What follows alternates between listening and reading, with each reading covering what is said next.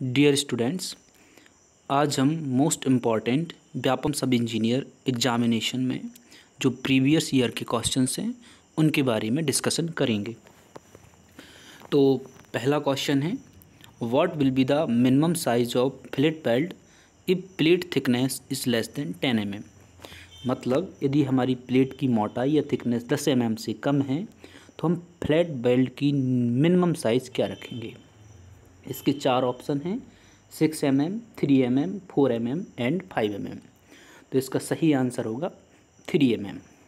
लेकिन यदि आपसे पूछा जाता कि यदि हमारी प्लेट की जो मोटाई या थिकनेस 10 mm है तो maximum size of flat belt कितना होगा, तो maximum size of flat belt हमेशा होता है थिकनेस माइनस 1.5 mm। तो इस केस में थिकनेस कितनी है 10 mm, तो 10 माइनस 1.5 यानी क्या हो जाता है 8.5 mm।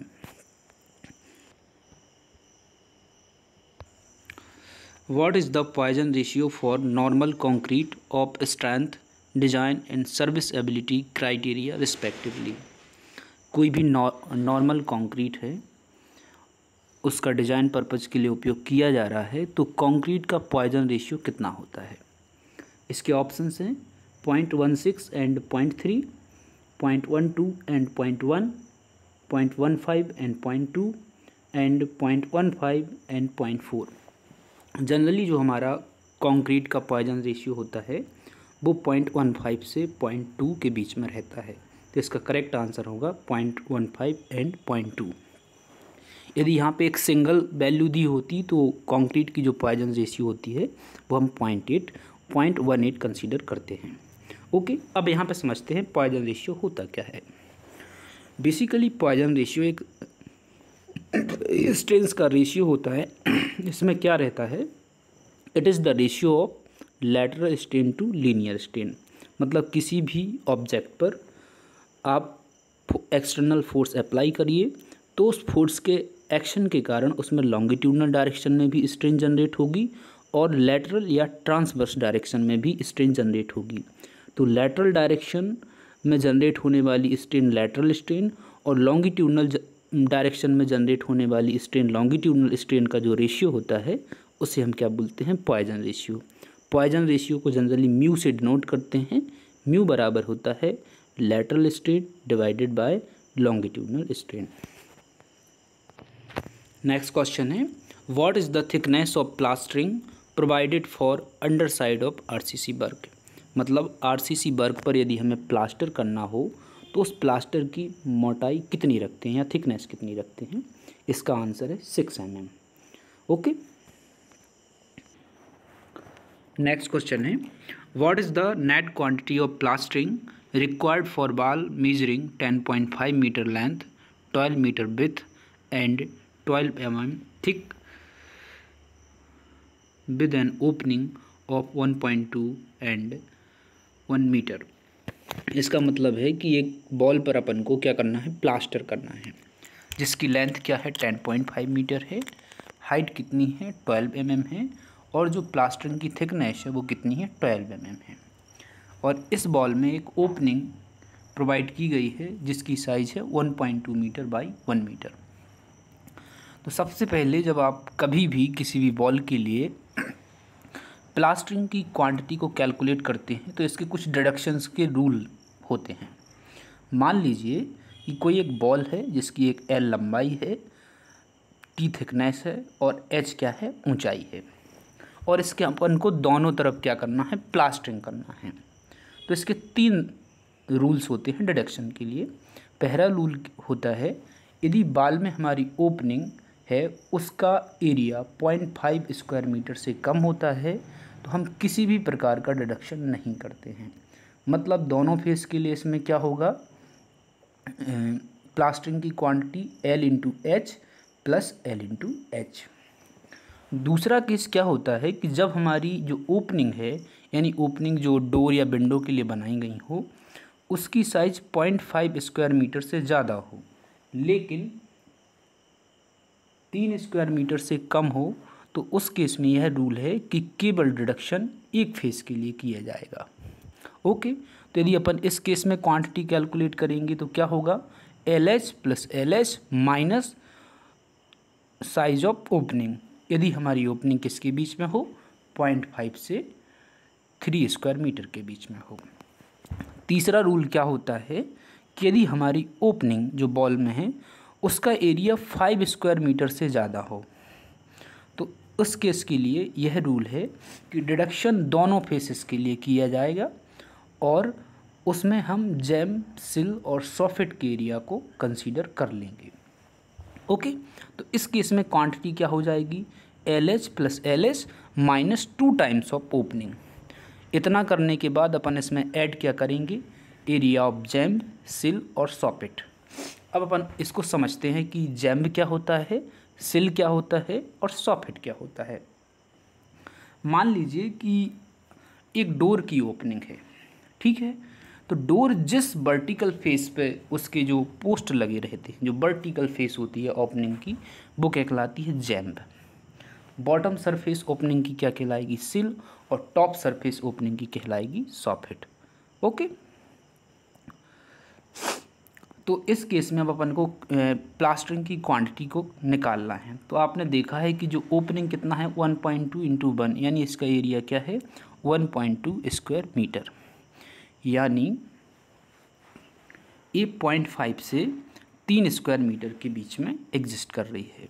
तो यानी यहाँ पर डिडक्शन का कौन सा रूल अप्लाई होगा, सेकंड। तो चूंकि यहाँ पे एक फेस पर अपन को प्लास्टरिंग करना है, तो इसके लिए अपन क्या करेंगे, area of ball of one face minus क्या कर देंगे, ओपनिंग। तो लगभग यह किसके बराबर आ जाएगा, 123.80 स्क्वायर मीटर के क्या आ जाएगा, ये बराबर आ जाएगा। ओके, नेक्स्ट क्वेश्चन है, what is the net quantity for brick work of thickness 0.23 metre for 10 cubic metre having 2 opening of 1.2 into 2.1 metre and 0.9 into 9 metre. इसका मतलब है कि एक बॉल है जिसकी थिकनेस कितना है, 0.23 मीटर है, यानी 23 सेंटीमीटर है, और उस बॉल में टोटल 10 क्यूबिक मीटर का ब्रिक वर्क किया जाना है। लेकिन यहाँ पे एक प्रॉब्लम यह है कि उस बॉल में 2 ओपनिंग बनाई गई है। एक ओपनिंग की साइज़ 0.9 मीटर बाई 0.9 मीटर है और दूसरे की क्या है, 1.2 मीटर बाई 2.1 मीटर है। यानी उसमें एक डोर है, एक विंडो है। तो वहाँ पे तो अपन ब्रिक वर्क नहीं करेंगे, तो अपन को एक्चुअली में वहाँ पे कितना ब्रिक वर्क करना पड़ेगा उसको अपन को कैलकुलेट करना है। तो जिस प्रकार प्लास्टरिंग में डिडक्शन के रूल होते हैं, उसी प्रकार ब्रिक वर्क में भी डिडक्शन के रूल होते हैं। ये हो सकते हैं, पहला रूल है, यदि हमारी कोई जो मैशनरी बॉल है उसमें कोई भी ओपनिंग का एरिया 1000 वर्ग सेंटीमीटर या 0.1 स्क्वायर मीटर तक हो, 0.1 स्क्वायर मीटर तक हो, तो उसमें किसी भी प्रकार का डिडक्शन नहीं करेंगे। ओके, दूसरा रूल है, यदि हमारे जो बॉल है उसके ऊपर हम बीम रख रहे हों या कोई पोस्ट आ रही हो, राफ्टर आ रहा हो या पर्लिन को सपोर्ट दे रही हो वो बीम, वो दीवार, और उस बीम या पर्लिन या राफ्टर का क्रॉस सेक्शन 500 स्क्वायर सेंटीमीटर या 0.05 स्क्वायर मीटर के बराबर हो, तो उस केस में किसी भी प्रकार का डिडक्शन नहीं किया जाएगा। तीसरा रूल यह है कि कोई भी बेड प्लेट, बॉल प्लेट या छज्जा की जो बियरिंग हो उसकी थिकनेस यदि 10 सेंटीमीटर तक हो तो वॉल में किसी भी प्रकार का डिडक्शन नहीं किया जाएगा। अब अपन इस क्वेश्चन को समझते हैं। इस केस में टोटल वॉल्यूम क्या है ब्रिक वर्क का, 10 क्यूबिक मीटर। ओपनिंग क्या है, 1.2 इंटू 2.1। तो यह जनरली दोनों जो ओपनिंग है 0.99 मीटर वाली और 1.2 इंटू 2.1 मीटर वाली, इसका एरिया क्या है, 0.5 स्क्वायर मीटर से ज़्यादा है, यानी यहाँ पर डिडक्शन किया जाना है, डिडक्शन के रूल अप्लाई होंगे। ओके, तो इस केस में जो हमारी सबसे पहले अपन का डिडक्शन का वॉल्यूम निकालेंगे, तो डिडक्शन का वॉल्यूम क्या हो जाएगा, total area of deduction into thickness of ball. तो टोटल एरिया ऑफ डिडक्शन क्या हो जाएगा, 1.2 इंटू 2.1 प्लस 0.9 इंटू 0.9। तो इससे अपन का क्या मिल जाएगा, टोटल एरिया ऑफ डिडक्शन। अब टोटल वॉल्यूम ऑफ डिडक्शन निकालना है, तो total area of deduction into thickness of ball, और यहाँ पे थिकनेस ऑफ बॉल क्या है, 0.23। तो इसका आंसर कैसे आप कैलकुलेट करेंगे, 10 cubic metre minus 1.2 into 2.1 plus 0.9 into 0.9 whole multiplied by the 0.23, तो इसका फाइनल आंसर क्या हो जाएगा 9.23 क्यूबिक मीटर। मतलब सिंपल सी बात है, टोटल वॉल्यूम है जो 10 क्यूबिक मीटर का, उसमें से वॉल्यूम ऑफ ओपनिंग घटा देना है। ओके, नेक्स्ट क्वेश्चन है what type of crossing drainage work is provided when the canal runs below the drains with FSL of canal well below the bed of drain. इसका मतलब है कि वहाँ पे कौन से क्रॉस ड्रेनेज वर्क या क्रॉस ड्रेनेज स्ट्रक्चर को बनाया जाएगा जब कैनाल जो नहर है हमारी वो ड्रेन के नीचे या नाले के नीचे से बह रही हो और कैनाल का जो FSL है वो ड्रेन के बेड से बहुत ज़्यादा नीचे हो। तो सबसे पहले अपन समझते हैं कि ये क्रॉस ड्रेनेज स्ट्रक्चर्स होते क्या हैं। मान लीजिए कि आप एक इरिगेशन इंजीनियर हैं और आपको क्या करना है, कैनाल का कंस्ट्रक्शन करना है। तो कहीं साइट पर ऐसी कंडीशन हो सकती हैं जहाँ पे आपकी कैनाल किसी नाले या नदी को क्या करेगी, क्रॉस करेगी। तो उस कैनाल को नदी या नाले से क्रॉस करने के लिए जो एक स्ट्रक्चर बनाए जाते हैं उनको अपन क्या बोलते हैं, क्रॉस ड्रेनेज स्ट्रक्चर्स। अब ये स्ट्रक्चर्स हो सकते हैं aqueduct, super passage, level crossing. इसके अलावा साइफन एक्वाडक्ट भी होता है और सुपर पासेज साइफन भी होता है। ठीक है, तो पहली कंडीशन है एक्वाडक्ट की। एक्वाडक्ट जब कंस्ट्रक्ट किया जाता है जब हमारी कैनाल ऊपर फ्लो हो रही हो और कैनाल के नीचे से क्या हो, ड्रेन पास हो। लेकिन यहाँ पे क्या है कि हमारी जो कैनाल है वो नीचे फ्लो हो रही है और ड्रेन है वो क्या है, ऊपर फ्लो हो रही है। तो इस केस में canal passes under the drain, तो इस केस का जो आंसर होगा वो कैसा हो जाएगा, सुपर पासेज। अब लेवल क्रॉसिंग कहाँ पे बनाई जाती हैं, जब कैनाल और चैनल या ड्रेन एक ही लेवल पे मैच कर रहे हो। मतलब कैनाल का बेड लेवल और चैनल का बेड लेवल बिल्कुल सेम लेवल पर हूँ, तो वहाँ पे जो बनाया जाएगा, क्रॉस ड्रेनेज वर्क किया जाएगा, वो क्या हो जाएगा, लेवल क्रॉसिंग। सिंपल सी रोड के केस में क्या होता है लेवल क्रॉसिंग, इसको मैं बताता हूँ, आप आसानी से समझ जाएंगे। मान लीजिए कि दो रोड हैं चौराहे पर, एक ही लेवल पर क्रॉस करते हैं, तो वो क्या कहलाती है रोड के केस में, लेवल क्रॉसिंग। अब क्या होता है, फ्लाईओवर होता है। फ्लाईओवर में क्या होता है कि एक रोड नीचे से जाता है और एक रोड ऊपर से जाता है। तो इसी में समझ लीजिए कि एक्वाडक्ट भी एक टाइप का फ्लाईओवर के सिमिलर ही स्ट्रक्चर होता है, जिसके नीचे से नदी या नाला पास होगा और ऊपर से क्या पास होगी, नहर। अब आपने रोड के केस में एक अंडरपास देखा होगा, जिसमें से एक रोड ऊपर से पास होती है और एक रोड नीचे से। तो अंडरपास किसके सिमिलर है, सुपर पासेज के। सुपर पासेज में क्या होता है कि कैनाल नीचे से पास होती है और नदी या नाला ऊपर से पास होता है। ओके, नेक्स्ट क्वेश्चन है for a cinema hall the number of WCs required for female is. Cinema hall के लिए महिलाओं के लिए आवश्यक WC की संख्या होती है। तो इसका पहला आंसर है 2% up to 200 and 1% thereafter. मान लीजिए कि सिनेमा हॉल में 200 सीटें हैं, तो वहाँ पे कितने WCs महिलाओं के लिए बनाए जाएंगे। तो 200 तक लेना है आपको 2%, और 200 से ज़्यादा हैं तो उसका 1% लेते हैं। Okay, for glazing clay product at what temperature sodium chloride should be thrown into the clean.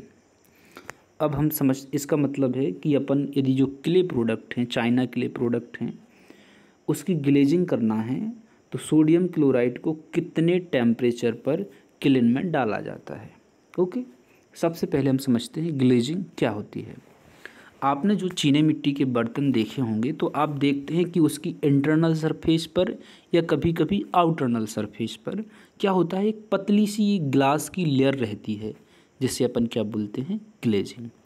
Glazing करने का मेन पर्पज़ क्या होता है कि उस पॉट को वाटर रेसिस्टेंस बनाना और उसके अपीयरेंस को क्या करना होता है, इंक्रीज करना होता है। तो ग्लेजिंग कितने टेम्परेचर पर की जाती है? इसका आंसर है 1000 to 1300 डिग्री सेल्सियस, मतलब 1000 से 1300 डिग्री सेल्सियस के टेम्परेचर के बीच किसी भी क्ले प्रोडक्ट की क्या की जाती है? ग्लेजिंग की जाती है। Next question, if W is the weight of chain, L is the span and P is the tension और pull, then the sag correction of chain line will be. मान लीजिए कि कोई चैन है जिसकी लंबाई क्या है? L है, उसका वेट W है और उसको खींचने के लिए जो पुल लगाया जा रहा है वो क्या है? P है। तो ये क्वेश्चन में ये पूछ रहा है कि हमें इसमें से शेक करेक्शन कितना होगा। यदि P पुल लगाने पर तो शेक करेक्शन क्या होगा? तो सबसे पहले अपन क्या समझते हैं, शेक करेक्शन होता क्या है। मान लीजिए कि जब अपन चैन से मेजरिंग करते हैं तो चैन सैग हो जाती है या वो झुक जाती है। इसको अपन एक उदाहरण से समझते हैं। मान लीजिए कि आपने घर में रस्सी बांधी है, ओके, तो जब उस पर अपन कपड़े सुखाने डालते हैं या वो खुद के वेट के कारण नीचे की तरफ पैराबोलिक शेप में क्या हो जाती है? झुक जाती है। तो इस प्रोसेस को क्या बोलते हैं? Sagging of rope. इसी तरीके से जो हमारी मेजरिंग चेन या टेप होता है तो उनमें भी सैगिंग होती है और सैगिंग के कारण क्या आती है? एरर्स आती है। तो इस एरर्स को दूर करने के लिए हम चेन या टेप पर क्या अप्लाई करते हैं? Shake correction. तो शेक करेक्शन कितना अप्लाई किया जाएगा? उसका फॉर्मूला होता है W² L/24P²। वो शेक करेक्शन हमेशा नेगेटिव लिया जाता है, okay. As per Indian Road Congress IRC the maximum width of vehicle should be. भारत में जितने भी व्हीकल बनाए जाते हैं उनकी मैक्सिमम विड्थ कितनी रखी जा सकती है? तो इसका आंसर होता है 2.44 मीटर। नेक्स्ट क्वेश्चन है, as per IS 800 1984 specification, how to calculate the gross diameter of bolt. If diameter of bolt is less than और इक्वल टू 25 mm। अब जनरली हम स्टील स्ट्रक्चर का जब भी डिज़ाइन करते हैं तो उसमें कनेक्शन 3 तरीके से किए जा सकते हैं। या तो वो रिवेटेड कनेक्शन होंगे, या बोल्टेड कनेक्शन होंगे, या वेल्डेड कनेक्शन होंगे। तो जब बोल्ट या रिवेट के माध्यम से कनेक्शन किए जाते हैं तो हमें वहाँ पे gross diameter of rivet calculate करना पड़ता है। तो इसके लिए 2 रूल हैं। यदि हमारी रिवेट का या बोल्ट का नॉमिनल डाया 25 mm के बराबर या इससे कम होता है तो उसका ग्रॉस डाया क्या लिया जाता है? Nominal diameter plus 1.5 mm। Nominal diameter plus 1.5 mm। लेकिन यदि हमारा जो बोल्ट या रिवेट है उसका डायमीटर, नॉमिनल डायमीटर 25 mm से ज़्यादा होता है तो उस केस में ग्रॉस डायमीटर बराबर होता है नॉमिनल डायमीटर प्लस 2 mm। तो चूंकि इस केस में हमारा बोल्ट का डाया क्या है? 25 mm या इससे कम है, तो इसका आंसर क्या हो जाएगा? Nominal diameter plus 1.5 mm। अब अपन यहाँ पे समझते हैं कि नॉमिनल डायमीटर रिवेट या बोल्ट का क्या होता है और ग्रॉस डायमीटर क्या होता है। नॉमिनल डायमीटर से मतलब है कि जो अपना रिवेट होती है इसका एक पोर्शन होता है शैंक। तो शैंक का जो डाया होता है बिफोर कनेक्शन, मतलब उसका उपयोग करने से पहले उस रिवेट का जो शैंक का डायमीटर होता है वो क्या कहलाता है? Nominal diameter, okay. या रिवेट या बोल्ट का जो उपयोग करने के पहले जो डायमीटर होगा वो क्या कहलाएगा? Nominal diameter. अब अपन ने कनेक्शन में इसका उपयोग कर लिया है उस रिवेट या बोल्ट का, तो आफ्टर कनेक्शन जो उसके शैंक का डायमीटर होगा वो क्या कहलाता है? Gross diameter. और gross diameter generally nominal diameter से ज़्यादा होता है। नेक्स्ट क्वेश्चन है अपना, 2 horizontal plate are placed 2 cm apart, the space between them being filled via the oil of viscosity 10 poise. If the upper plate is moved with a velocity of 2 meter per second, then shear stress in the oil will be। अब इसको अपन समझते हैं। मान लीजिए कि दो plate है, ठीक है, उनके बीच की जो डिस्टेंस है, स्पेस 2 सेंटीमीटर है, और उस स्पेस में या गैप में एक ऑयल भरा हुआ है जिसकी डायनामिक विस्कोसिटी क्या है, 10 पाइज है। ओके, और जो अपर प्लेट है वो 2 सेंटीमीटर पर सेकेंड की स्पीड से बह रही है या मूव कर रही है, तो वहाँ पे शियर स्ट्रेस कितनी होगी। ओके, सबसे पहले अपन समझते हैं विस्कोसिटी। विस्कोसिटी बेसिकली एक फ्लूइड की प्रॉपर्टी होती है जो उसके मूवमेंट को रोकना चाहती है, मतलब the resistance offered by the fluid against the movement, वो क्या कहलाती है, उसकी विस्कोसिटी।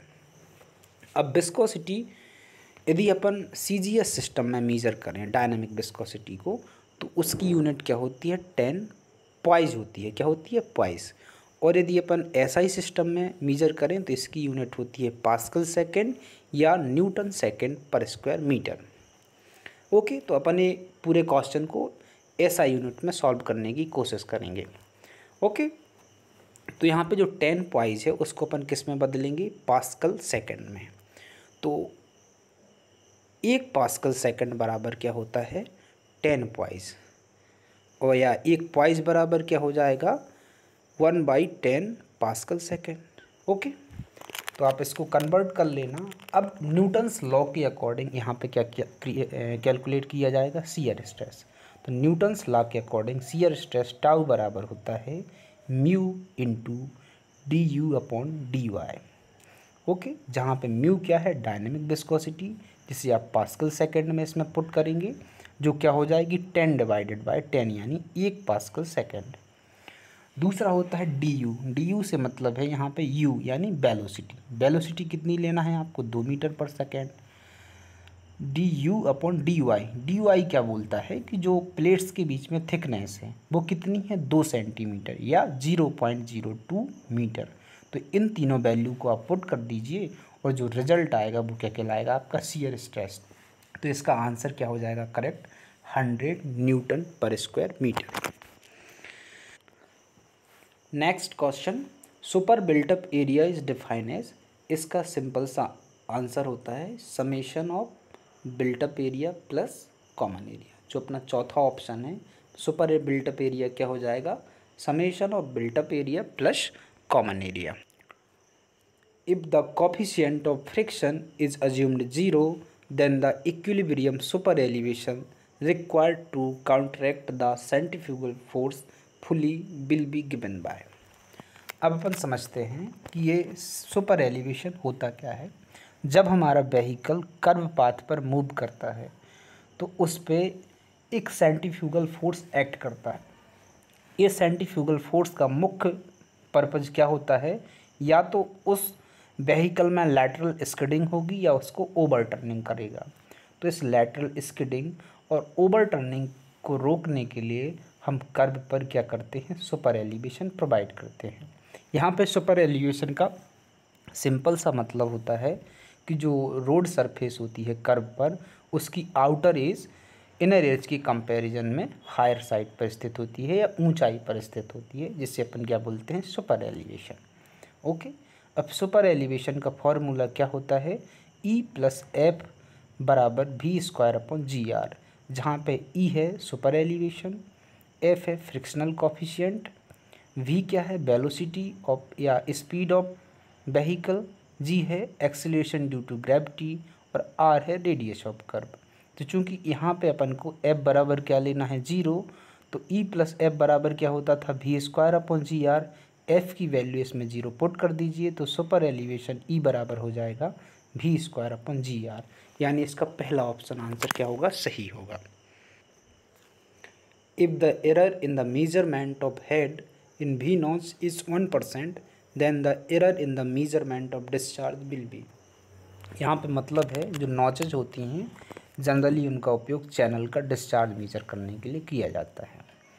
अब ये बोल रहा है कि यदि हमने किसी भी नॉच में हेड मेजर करने में 1% की एरर की है तो डिस्चार्ज मेजर करने में कितनी एरर होगी। चूँकि एक ऐसा क्वेश्चन है, इसको अपन बिना कैलकुलेटर की हेल्प से सॉल्व नहीं कर सकते हैं, तो ऐसे क्वेश्चन स्किप करने के लिए आते हैं, लेकिन फिर भी मैं आपको इसको सॉल्यूशन करने की प्रोसेस को बता देता हूँ। जनरली आप जानते हैं कि जो भी नॉच होता है उसमें डिस्चार्ज उसकी हेड के ऊपर 5/2 की पावर के डायरेक्टली प्रोपोर्शनल होता है। मतलब Q is directly proportional to h⁵ 5/2 या 2.5। तो अपन ये हमें पता है कि जो भी नॉच में डिस्चार्ज किसके डायरेक्टली प्रोपोर्शनल होगा, जो हेड इन भी नॉच टू दी पावर 2.5। तो पहले मान लीजिए कि अपना हेड क्या है, h है, अपन ने एग्जैक्ट मेजर किया तो देयर इज़ नो एरर। यदि हेड h है तो डिस्चार्ज क्या आएगा, Q आएगा। अब अपन ने क्या किया है कि उसमें 1% की एरर की है, यानी अपन ने जो हेड h मेजर करना था वो क्या मेजर किया है, 0.99 h मेजर किया है। तो पहले लिख लीजिए Q1/Q2 बराबर है h⁵2.5 डिवाइडेड बाय 0.99 h⁵2.5। तो इससे अपन को क्या मिल जाएगी, Q2 मिल जाएगा। Q1 और Q2 का आप डिफरेंस निकालेंगे तो डेल्टा डिस्चार्ज मिल जाएगा, और उसका अपन क्या निकालेंगे, परसेंटेज, यानी delta Q divided by Q बनाएगा तो आपको क्या मिल जाएगा, परसेंटेज एरर इन डिस्चार्ज। तो इस केस में आपका आंसर हो जाएगा 2.5%। If the backside and foreside distance are kept equal during labeling observation, then the effect of both refraction and earth curvature will be। जब कभी भी हम लेबलिंग करते हैं फील्ड पर तो वहाँ पे दो प्रकार की नेचुरल एरर हो सकती हैं। एक होता है एरर ड्यू टू रिफ्रैक्शन, और दूसरा क्या होता है, error due to earth curvature. तो इन एरर्स को अपन को एलिमिनेट करने के लिए हमेशा एक सर्वेयर को सलाह दी जाती है कि जो इंस्ट्रूमेंट स्टेशन है वो सेंट्रली फिक्स किया जाए। मान लीजिए कि दो स्टेशन है A और B, ठीक है। इन दोनों में अपन को एलिवेशन डिफरेंस पता करना है कि मतलब A B के ऊपर है या B A के नीचे स्थित है। तो इसका यदि अपन को एग्जैक्ट डिफरेंस पता करना हो तो अपन जो लेबलिंग इंस्ट्रूमेंट है वो इसके मिड में स्टेबलाइज करेंगे। इसको सेंटर में स्टेबलाइज करने का सबसे ज़्यादा फायदा यह होगा कि जो दोनों तरफ एरर आएंगी, मतलब ए पर भी रिफ्रैक्शन के कारण जो एरर आएगी और कर्वेचर के कारण आएगी, वो किसके बराबर हो जाएगी, बी स्टेशन, बी पॉइंट पर सेम एरर आएगी रिफ्रैक्शन और कर्वेचर के कारण। इस वजह से ये दोनों एरर एक दूसरे को क्या कर देती हैं, एलिमिनेट कर देती हैं। तो यहाँ पे जो आंसर होगा वो क्या हो जाएगा, 0 हो जाएगा। यदि हमने लेबलिंग इंस्ट्रूमेंट सेंट्रली फिक्स किया है और बैक साइड और फोर साइड या ए और बी पर अपन ने लेबल लिए हैं, तो चूंकि वो सेंट्रली फिक्स किया है इस वजह से एरर जो होगी अपनी रिफ्रैक्शन और अर्थ कर्वेचर के कारण वो क्या होगी, 0 होगी, क्योंकि दोनों ने एक दूसरे को एलिमिनेट कर दिया है। Okay, which of this is not included in building code. मतलब यदि बिल्डिंग कोड्स का जनरली उपयोग किसके लिए किया जाता है, बिल्डिंग्स की डिज़ाइन के लिए, कि उनको किस तरीके से बनाया जाए। बिल्डिंग कोड्स बिल्डिंग्स की डिज़ाइन, कंस्ट्रक्शन, मेंटेनेंस आदि के लिए क्या प्रोवाइड करते हैं, गाइडलाइन प्रोवाइड करते हैं। तो इस सेफ्टी के लिए बिल्डिंग कोड्स में गाइडलाइन रहती हैं, ओके मानता हूँ। स्ट्रक्चरल इंटीग्रिटी के लिए भी गाइडलाइन रहती हैं, मैकेनिकल इंटीग्रिटी के लिए भी बिल्डिंग कोड गाइडलाइन प्रोवाइड करता है, लेकिन एम्प्लॉयमेंट के लिए किसी भी प्रकार की गाइडलाइन बिल्डिंग कोड में नहीं होती हैं। इसलिए बिल्डिंग कोड में किसको इंक्लूड नहीं किया जाएगा, एम्प्लॉयमेंट को। तो इसका सही आंसर होगा चौथा। Which of the following could be used for fixing arbitrary direction, या आर्बिटरी मेरिडियन को फिक्स करने के लिए निम्नलिखित में से किसका उपयोग किया जा सकता है। तो इसका है top of the chimney, road, river, moving trains. Generally हम आर्बिटरी डायरेक्शन या आर्बिटरी बियरिंग उस ऑब्जेक्ट्स की डायरेक्शंस को लेते हैं जो फिक्स होती हैं। तो यहाँ पे टॉप ऑफ द चिमनी क्या है, फिक्स है, बाकी सब मूवेबल हैं। इस वजह से हम इसका करेक्ट आंसर क्या हो जाएगा, top of chimney. Which of the following is best instrument for measuring the velocity of steam flow. मान लीजिए कोई नदी या कैनाल है, उसमें पानी क्या हो रहा है, फ्लो हो रहा है, और आप उसकी वेलोसिटी को मेज़र करना चाहते हैं, तो सबसे बेस्ट इक्विपमेंट कौन सा होगा? तो सबसे बेस्ट इक्विपमेंट होता है करंट मीटर या प्राइस करंट मीटर। इसके अलावा पिटोट ट्यूब, सरफेस फ्लोट और सब सरफेस फ्लोट का भी फ्लो की वेलोसिटी को मेज़र करने के लिए उपयोग किया जाता है, लेकिन बेस्ट रिजल्ट कौन देगा? Price current meter. Which of the following force will occurs when a vehicle moves on curve? इसका मतलब है कि जब व्हीकल कर्व पर मूव करेगा तो उसके ऊपर कौन से फोर्स लगेंगे। ओके, पहला ऑप्शन है वेट ऑफ व्हीकल, बिल्कुल लगेगा। दूसरा सेंट्रीफ्यूगल फोर्स, ओके। तीसरा परपेंडिकुलर फोर्स, इसकी कोई स्पेसिफाई नहीं किया है कौन सा परपेंडिकुलर फोर्स, ओके। चौथा वॉल्यूम ऑफ व्हीकल, तो इस पर दो ही फोर्स लगेंगे, एक होगा वेट ऑफ व्हीकल और दूसरा होगा सेंट्रीफ्यूगल फोर्स। तो इसका पहला ऑप्शन सही होगा, weight of vehicle and centrifugal force. यदि ये आपको वीडियो पसंद आया हो तो कृपया इसको लाइक, शेयर और सब्सक्राइब कीजिए। धन्यवाद।